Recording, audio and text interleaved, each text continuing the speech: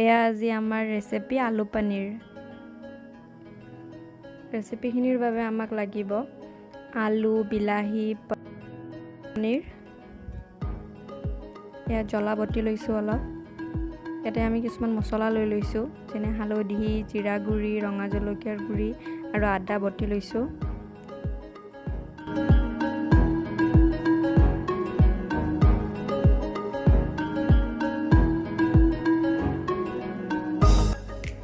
আমি এইখিনি এনেদৰে সোমাই লৈছোঁ যাতে গোটেই মছলা ভিতৰলৈ যায়।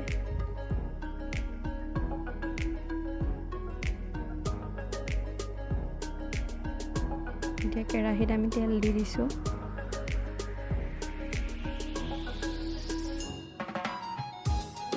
আলুখিনি প্ৰথমতে আমি ভাজি ল'ম। ল' ফ্লেমত আমি 2-3 মিনিট ভাজি ল'ব লাগিব আলুখিনি। আমি অলপ হালধি গুড়ি ছটিয়াই দিছোঁ। এতিয়া এইখিনি ভাজি ল'ম ৰঙচুৱা হোৱালৈকে।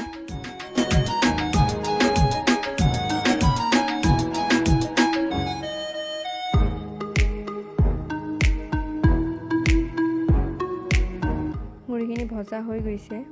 এতিয়া মই গেছটো পূৰা হাই কৰি কেনে তাৰপিছত অফ কৰি কেনে মই এতিয়া মছলাখিনি দি দিছোঁ ইয়াতে।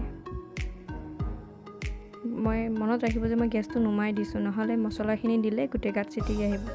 ইয়াৰ পিছত মই গোটেই মছলাখিনি এটা বাতিত লৈ গুলি লৈছোঁ, তেতিয়া ৰংটো ধুনীয়া আহে। এইখিনি গোটেই মিক্স কৰি ল'ম মই এতিয়া।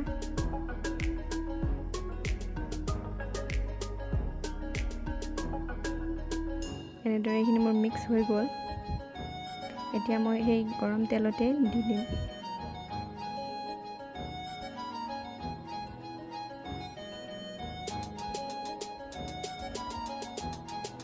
এতিয়া মই আদা বটাখিনিও দি দিম। এতিয়া আমি গেছটো জ্বলাই ল'ম আৰু মছলাখিনি ভালদৰে ভাজি ল'ম।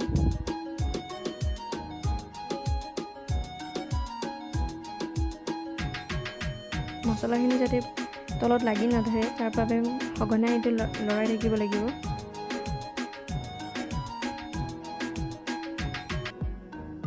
এতিয়া আমি জ্বলা বটাখিনি দি দিলোঁ।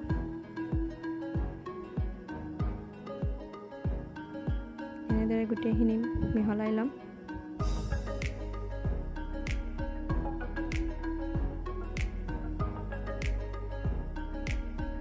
এতিয়া আমি কাটি থোৱা বিলাহীখিনি ইয়াতে দি দিম আৰু গোটেইখিনি মিক্স কৰি ল'ম আৰু গোটেইখিনি ভালকৈ ভাজি ল'ব লাগিব। এয়া আমাৰ তেলখিনি ওপৰলৈ আহিছে, কিন্তু মই ভালকৈ ঢাকি দিছোঁ যাতে ভালকৈ ভজা হয়।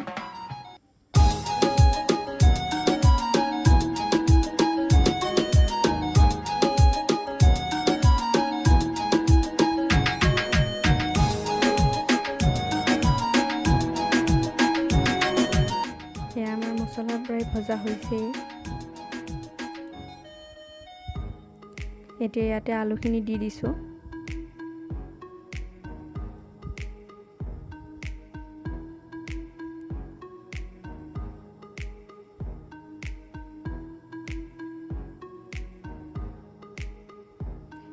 ইয়াতে মই সোৱাদ অনুসৰি নিমখ দি দিছোঁ।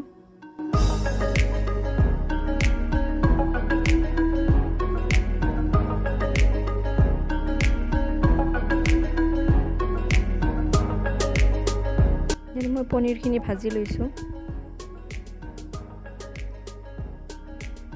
এতিয়া মই আৰু আলুখিনিৰ লগত ভালকৈ মছলাখিনি মিহলাৰ বাবে অলপ অলপকৈ পানী দি এইখিনি ভাজি ল'ম ভালদৰে।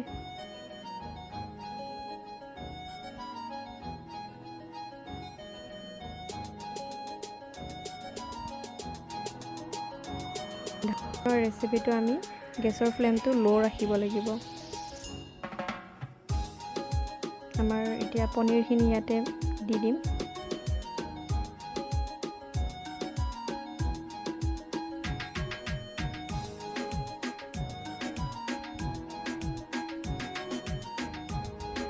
মই ইয়াতে অকণমান পানী দি দিছোঁ যাতে পনীৰটো গোটেই মছলাখিনি ভালদৰে সোমাই যায়।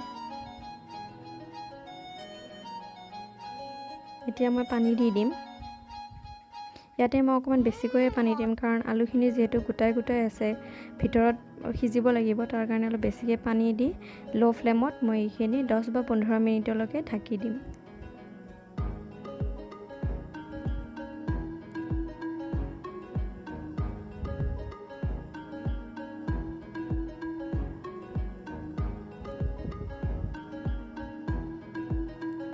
এনেদৰে মাজে মাজে লৰাই থাকিব। আৰু ইয়াতে মই এতিয়া দি দিলোঁ বাটাৰ অলপ। এয়া মোৰ হৈ গ'ল সম্পূৰ্ণ ৰান্ধি।